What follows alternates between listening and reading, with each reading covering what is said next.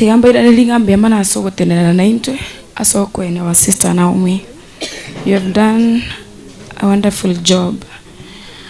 Naomi, I have a small tribute I want to make. Naomi, my person, my safe place, my answered prayer. We didn't wait for funerals to give each other flowers. We gave them while we were alive. You celebrated me loudly, proudly, and without hesitation. I celebrated you the same way you did to me. We showed up for each other in real time. We loved each other out loud.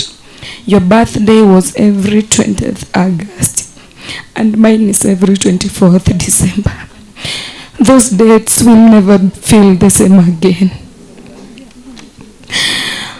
Who will I plan surprises for on 20th August now, since you are gone? Who will I secretly organize flowers for, Naomi? Who will I call at midnight to sing before anyone else does? And on 24th December, that's my birth date. Who will surprise me the way you did, my girl? Who will make me feel seen, valued, and deeply loved the way you always made me feel? You are not just my best friend, you are my sister by heart. We clapped for each other, we protected each other, we prayed for each other, we stood in others' corners without competition, without jealousy, just pure love, my dear. I will miss you on the ordinary days we have shared in this world. I will miss you in the celebrations. I will miss you in the quiet moments when I instinctively reach for my phone to tell you something, baby. But I'm grateful that we give each other flowers while we could still smell them. Grateful that we never left things unsaid. Grateful that our friendship was loud, warm, and intentional. My sister Naomi, you are more than a friend. You are my kid's auntie. As you always called yourself, mimi ni sister ya Kadot. Kadot ni sister yangu.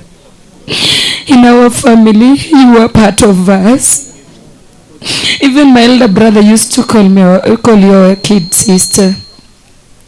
I remember there is a time when my mom was sick. The only friend I saw, it was you, Naomi. You used to cook for us. You can visit my mother.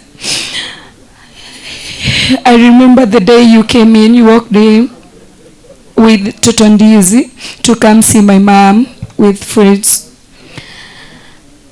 Naomi, you have just hurt me. You always knew how to make people smile, how to encourage those who are weak, and to bring light even in difficult moments. Your presence was a blessing to many, Naomi. I will always remember your laughter, your caring spirit, and the genuine love you showed to me. Musani wangu. Musani wangu was the name we always called each other. Sometimes when people used to run away with bills, Naomi could call me midnight and tell me, Kadot, unajua fulani amekimbia na bili yangu, and I'll just wake up and come to your place just to look for that person who has run with your bill, Naomi.